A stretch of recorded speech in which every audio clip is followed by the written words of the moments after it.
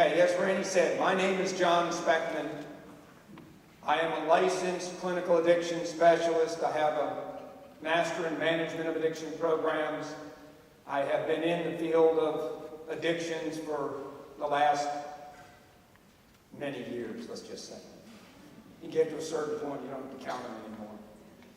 All right, so what we're going to do is to walk you through how the issue of drugs in our society affects what the school system does and what the board has established as their policy in having a drug-free workplace. I'm going to start off by saying to everybody, the problems are not the drugs, okay? There's no good drug, bad drug, whatever in the routine. It's the people, okay? So for everything that we run into, the difficulty that we have, it's about the interaction with the people. So I'm going to give you enough information as we talk about the drugs so that you know what they are, what the issues are, and how they're affecting people.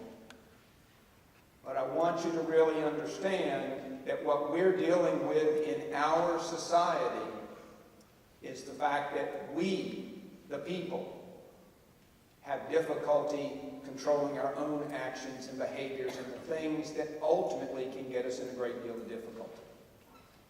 And that's where addiction comes in. It is a very significant process that changes based on what we do. And you'll see that in some of these as we talk about the effect of the drugs themselves.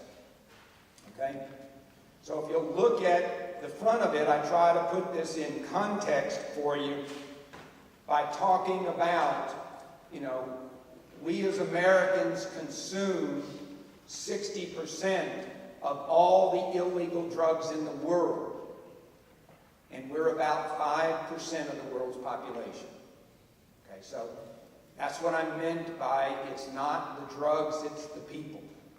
And it's not an accusation, it's just understanding how this occurs and what happens. The only other real statistic that I throw up there is that 75% of those in our prisons committed their crime under the influence of alcohol or drugs. And we're not talking about the local, we're talking about serious crimes that were committed. We see it almost daily now in our media, just the numbers of people who are getting shot, maimed, injured, killed from whatever. And that's why it's a concern, is that it gets way beyond people's ability to control it.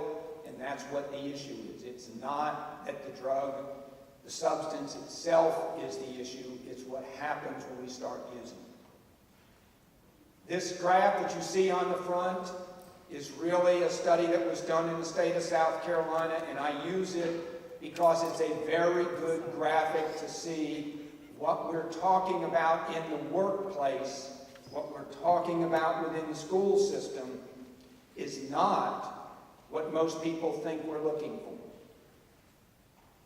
If you look at it, you'll notice that the second largest cost to business was for non-work-related accidents, things that did not even happen on the job. The largest, some 31 or 34% of all the costs to business is for the mistakes that are made. The things that didn't intend to, somebody ordered a dozen and they got 2.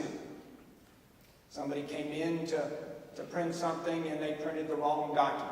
Whatever the whatever is that happens, it's the mistakes. It's the inability to get done what they're supposed to be able to do that creates the problems.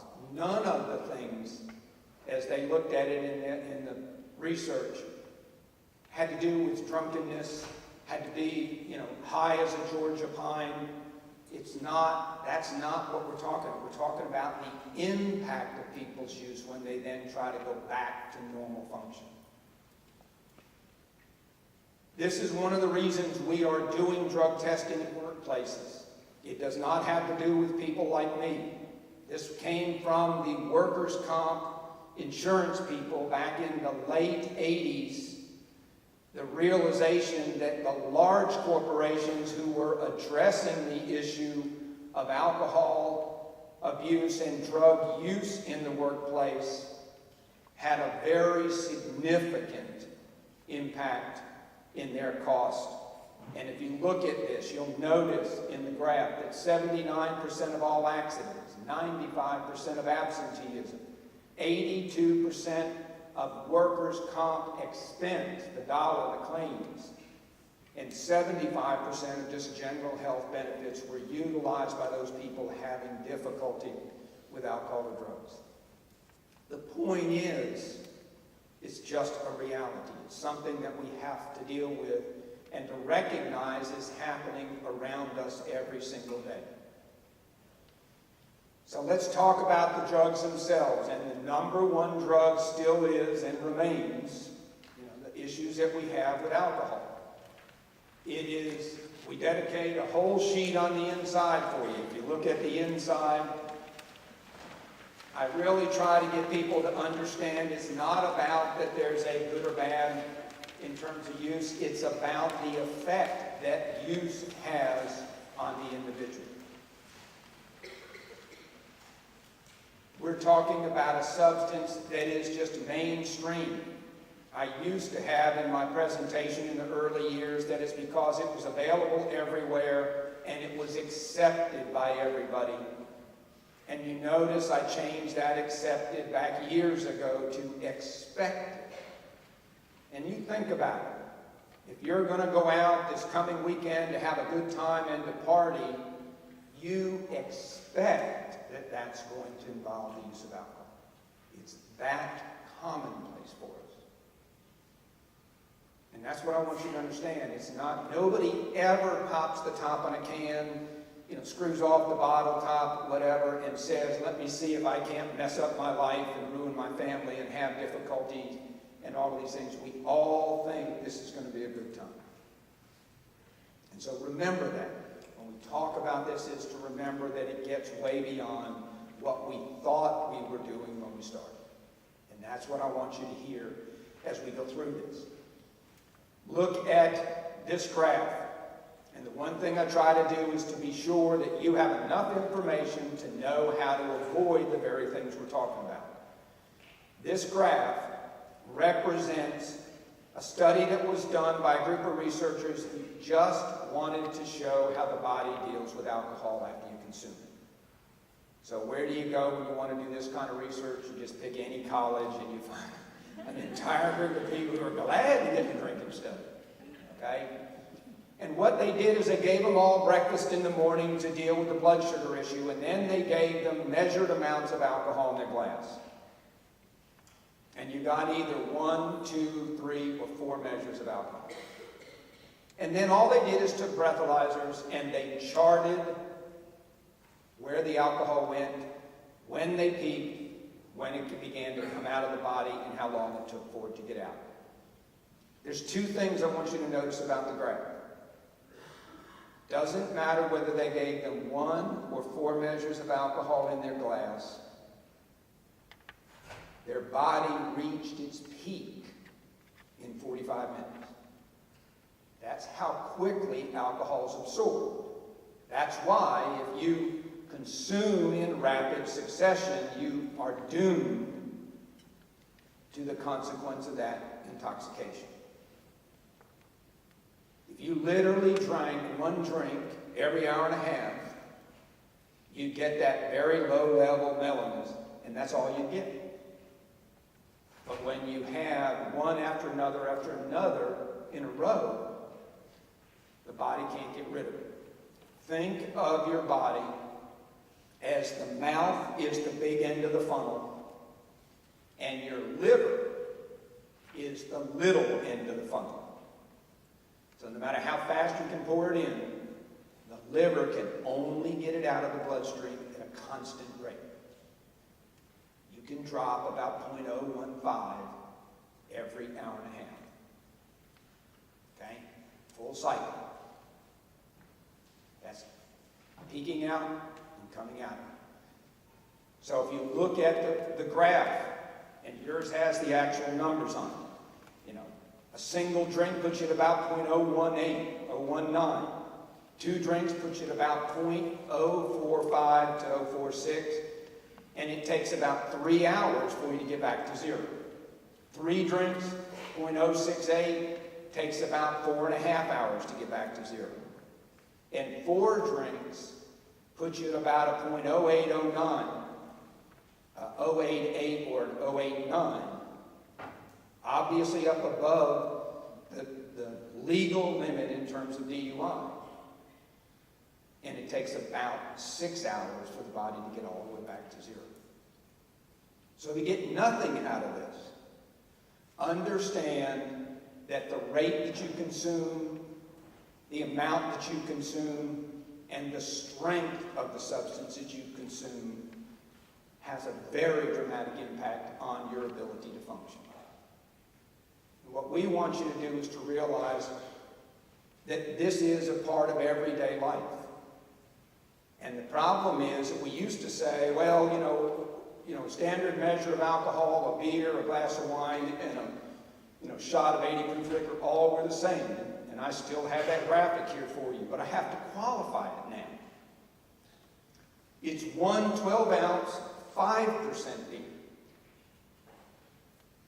It's 1 5-ounce glass of 12% wine. Doesn't include Roma Rocket, Mad Dog, 2020 Thunderbird, Boone's Farm, and Ripple. You know, all of those don't fit in that group. And it's 1 80 proof, 40% alcohol shot of distilled spirits. Doesn't matter whether it's Jack Daniels, whatever it is. The point is, the measure is the same in terms of what happens. So those who think, well, it can't happen to me because all I do is drink wine at dinner, or it can't happen to me because I'm just a beer drinker. Each one of them has the same amount of alcohol that gets absorbed into the body. Okay? And that's what we're dealing with. Your body has to remove through the liver about 0.6 of an ounce of pure alcohol for each drink. Okay? And that's what we're contending with when we talk about the most commonly available substance.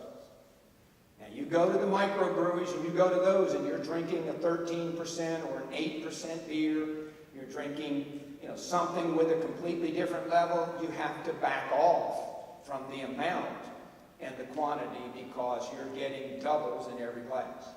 You go to the, 7-Eleven and you get Steel Reserve 211 in the 8-ounce and in the 24-ounce black can, 8%. Okay? So 1 single can is the equivalent of 4 standard drinks. And that's what happens. People get, into this and it gets way out of hand. And the longer you do it and the more you do it, the more it takes because we develop tolerance. Okay? And we think it just means, oh, well, I'm good at holding my liquor or whatever. No, it just means you've developed a tolerance for it. And that tolerance means you've got to have greater amounts to get the same effect. Okay. Now, look at the other side of the sheet on the green page, and you'll notice we have one page that's got all the drugs on it. These are the non-alcohol things, starting with the group at the top, which are the narcotics, the really significant, painkillers. And for those of you who have commercial licenses, if you do anything with, the buses and you have to have and be in the DOT testing program, you probably know that they now include all of the opioid prescriptions, all the opioid, the hydrocodones, oxycodones, oxymorphones, and hydromorphones, synthetic or semi-synthetic drugs in that 5-panel test. That's how much of a problem we're having. You'll see as we talk about opiates has just gone through the roof. And the problem is people think, well, the doctor wrote me the prescription. Right. And it's very beneficial and helpful for somebody with very severe pain symptoms. here's the problem. The risk you take is that it doesn't take a great deal of it to get you to the point that stopping taking the medicine hurts more than the pain that I had to begin with. And that's where the difficulty comes in. Okay? So we're talking about in the narcotic groups, the naturals. This is the heroin, the morphine, the codeine, any of the opium plant type substances, as well as this whole new opioid group that you see on your sheet where we're talking about the semi-synthetics. And I liken it to people to the difference between how strong a little bit of sugar is if you put that on your tongue from your hand versus you take something like a sweetened low or a synthetic sweetener, and how much more powerful that is. That's what you're doing when we've created the things that we create. There may be a place for them in very terminal cases, but we're very concerned about the volume of them used in non-serious situations because the tendency toward abuse and addiction to it is extremely high. As you look at this, once the supply of those opiate substances began to dry up because the doctors were getting phone calls and letters from the DEA about the volume of medications written, guess what went right back up through the roof? Heroin.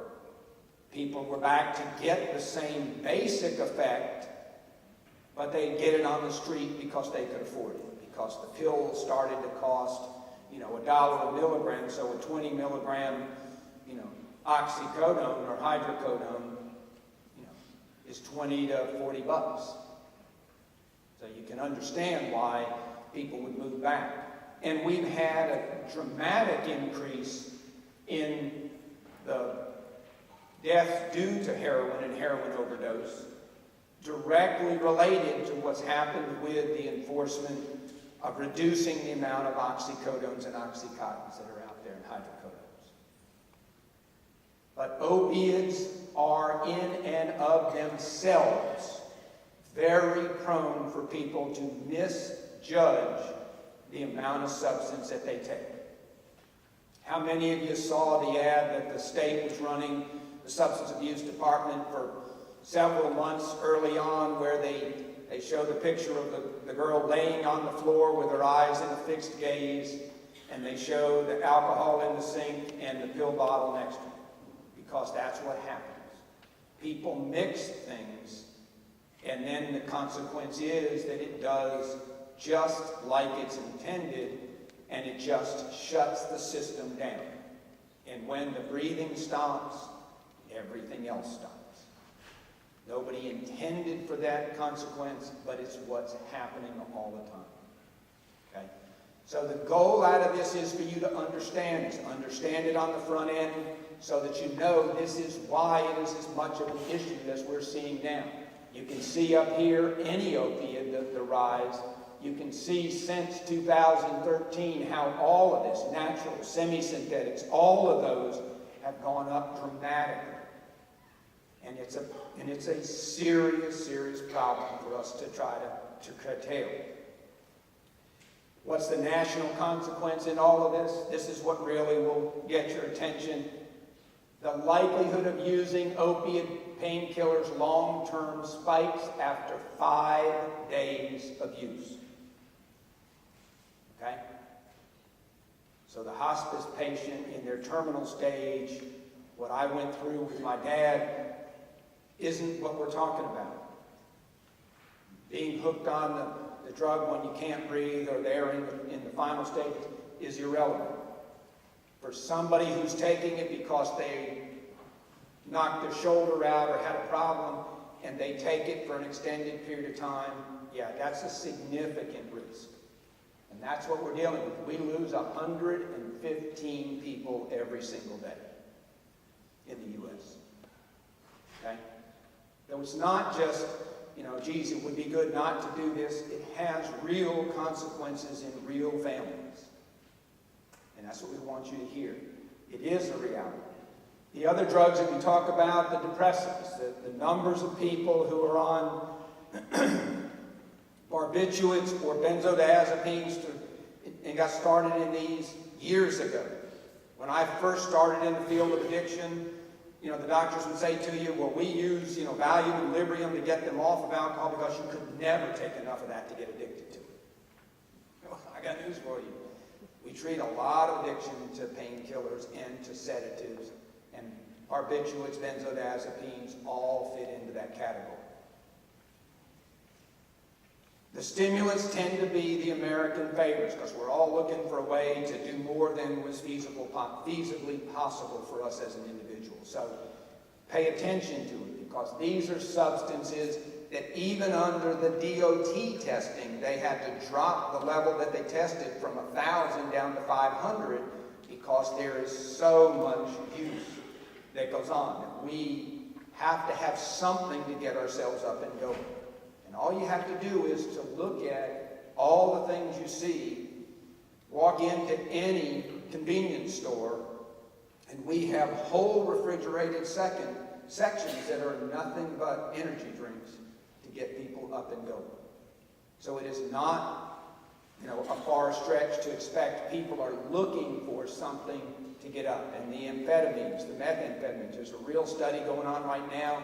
The number of people who have gotten on to ADD or ADHD medication who really probably should not have been on it, because all of these have an effect in individuals. Okay? The number one illegal stimulant still remains is cocaine. It's the status drug. It's the one that people believe that you really have become somebody, when you're able to go out and buy and or use it. It is devastating in families because it is a very strong stimulant and it changes people's whole dynamic of what they do and how they see things. And that's why as we talk about it, we talk about that short, intensive feeling that they get, almost omnipotence. I'm capable of doing anything. And the reality is that it very quickly comes off. But we use all kinds of synthetics now to replace it in the stuff that we do. The whole methamphetamine group of stimulants, crystal meth and all that's been out there for years. People have, taken because instead of a 30-minute or 45-minute high, you take methamphetamine and the high for the person lasts 4 to 6 to 8 hours, depending on what they're using.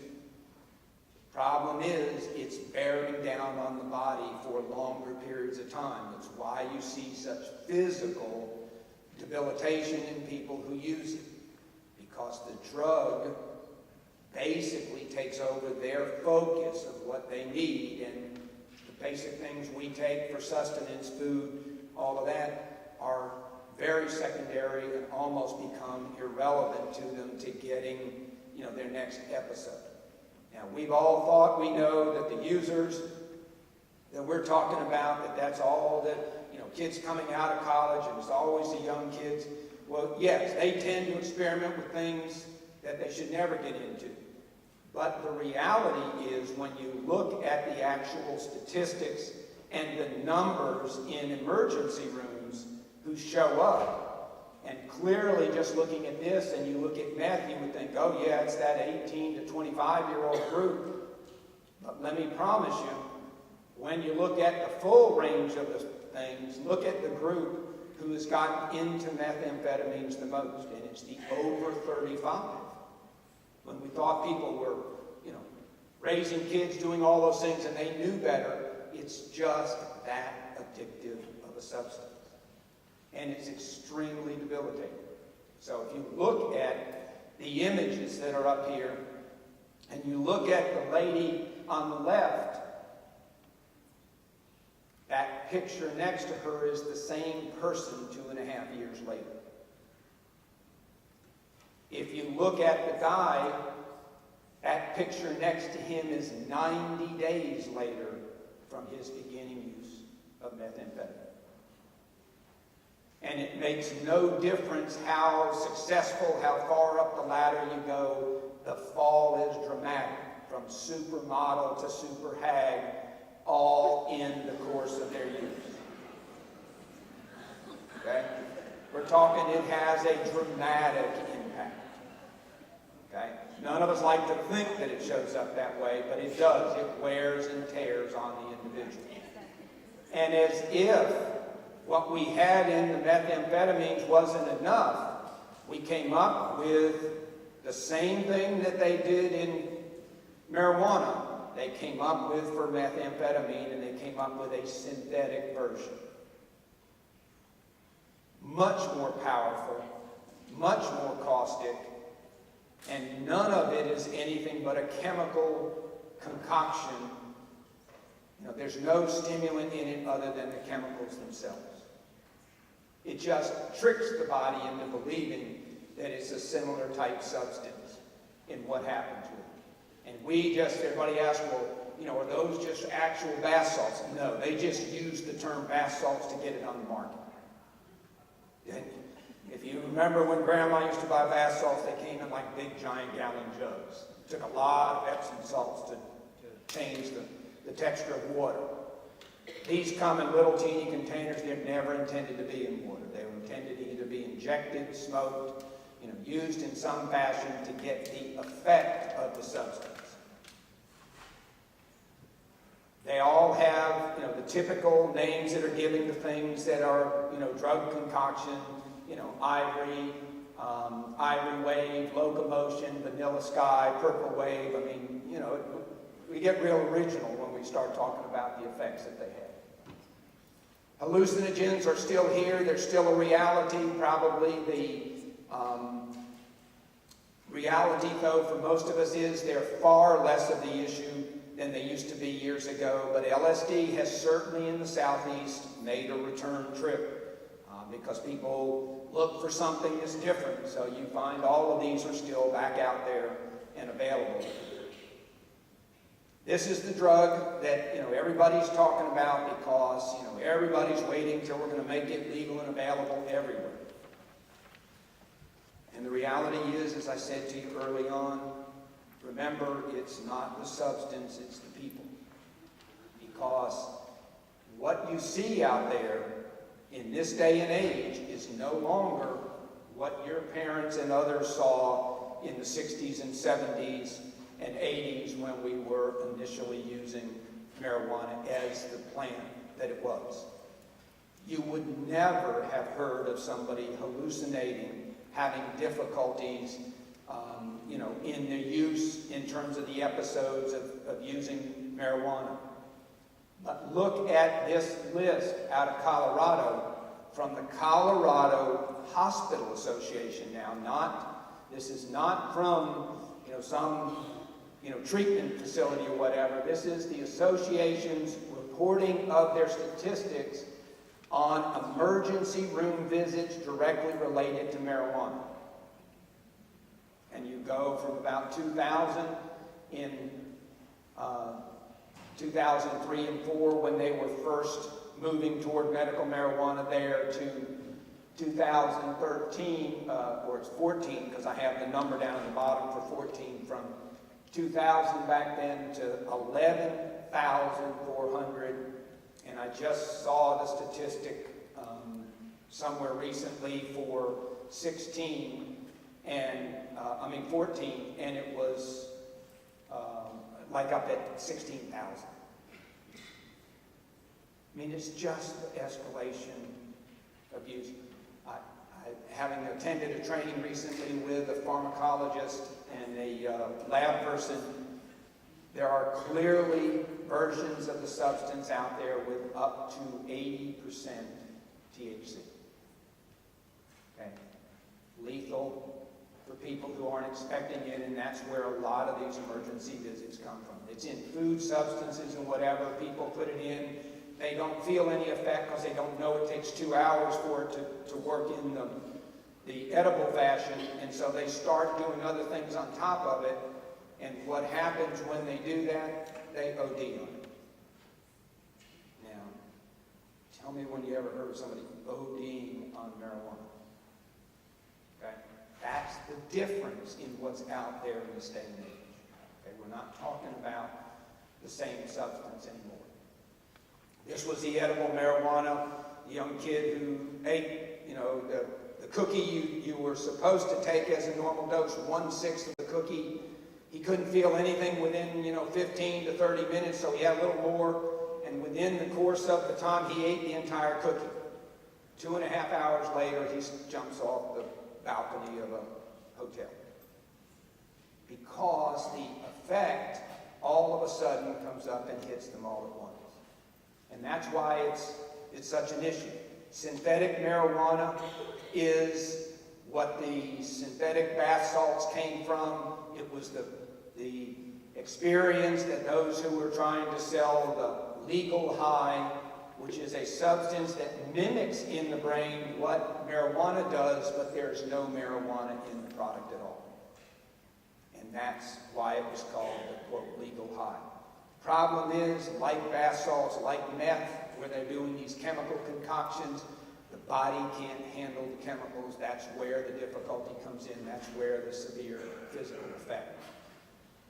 You notice that I leave this in here for all of you, inhalants are always and remain an issue with kids because they're not old enough to get anything, so they will get whatever experience they can get. That some kids said, oh yeah, I was, filling up the gas can, the other day with the lawnmower, and man, I was seeing stars and spots, and that's how they get into inhaling from, gas, fuel, to propane, to butane, to all of these things, canned air.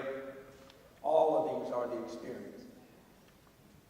I'm going to end on talking about what we do with the drugs to let you know that we call it the epidemic in the cabinet, and that is the number of people with medications that are readily available that they may not even be using, and the consequences of them. Drug-induced suicides being the perfect example of what's happening across the nation. Where do people get them? 70% of them get their drug from somebody's family or friends. You've seen the ad on TV, I get my things from mom and dad, this and that, and I get my pills from grandma's house. They go in and steal them from somewhere they know they have ready access to. And the opiates, the oxycodone, the hydrocodones, you notice that they're right, the line for them mimics the line that we see about the drugs themselves in the suicides and that, because the substances are so powerful. All right, any questions about the drugs themselves? There are lots of them out there. The goal out of this is for you to understand that they're there and understand what the impact of them is, because it is a part of what you're going to experience no matter. All right, if not, pick up your sheet. I'm not going to read the policy to you, but I'm going to walk through the sections so you understand what they are and how they will affect you. Are the clipboards still moving toward the back so that everybody is signed in? Okay, if they fill up, just raise your hand so that they can get a new sheet on. Notice on the board's policy that working under the influence of alcohol or controlled substance, is avoided, and to be avoided specifically because it creates unsafe conditions, unsatisfactory performance that will adversely affect other people, and it is and can be a discredit to the school system. You see that anytime something goes wrong, everybody jumps on it, and it's in the media for days. Those are the issues that require that you have to address people's use. And workplaces are no different in terms of the effect that it has on them. Flip the page and you're going to see they've identified for you the actual definitions. Department of Transportation, those of you who don't drive buses or do those things may not know what this means, but it is anybody who is involved in the operation of a vehicle that's over 26,000 pounds, carries more than 13 passengers, including the driver, or is any size vehicle that has hazardous material in it. So all of these are part of things that happen within the system. So those people are maintained separately when it comes to the type of testing that they have to have, but it applies to anyone who would perform those duties even once. You have to be in the DOT program to be qualified to perform those at any time. Okay? So, those who obviously come in just to drive buses, it's very clear for them. But those of you who have to be immediately available to drive have to be in the program and qualified before they could ever call on you to use you. Even if you only drove a couple of times a year, you have to remain in there. They define in those definitions what constitutes an illegal drug. What do they mean by impaired or under the influence, intoxicated? And the definition of conviction clearly defines for you what you have to notify them for if you are convicted of a violation that has to do with the issue of alcohol or drugs. It addresses what gets actually reported. If you look at the prohibited acts that you see in the policy, under that section they talk about everything from possession, use, manufacture, distribution, sale, and being under the influence. They talk about operating any vehicle, any use while on school grounds, any at-school events, and if you are a person who drives any vehicle for the school system, you cannot take medications that caution against driving. Okay? So the policy is broken down to be specific for you and to make it clear what's acceptable and what's not. If you look at the duties that are in there for employees, you'll notice that it defines for you that you have to comply with the terms of the policy, that you have to notify your supervisor or HR in cases where you have to be taking something or have a violation no later than the next scheduled attendance where you're at work. You'll notice that if there's a report that you are responsible for reporting information to your supervisor or administration. They're all defined for you in the policy, and it is your responsibility to read this policy so that you do not conflict with it.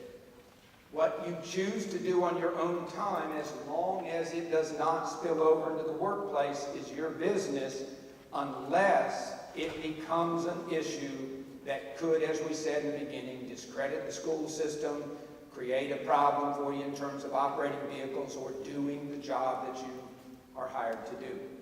It doesn't matter when you use a substance. If it's illegal, it's inappropriate at any time. If it is a legal substance, it has to be taken in consideration with what you do in your job, and your physician needs to be the person, if you're on a prescription, who can help you understand when it's appropriate to take the medication and not to take it in terms of the effect that it has on you. At any time, if you are taking a medication that begins to have an impact on your thought process, your balance, your ability to do normal activities, please always immediately deal with that, because adverse reactions in a person can have very significant consequences.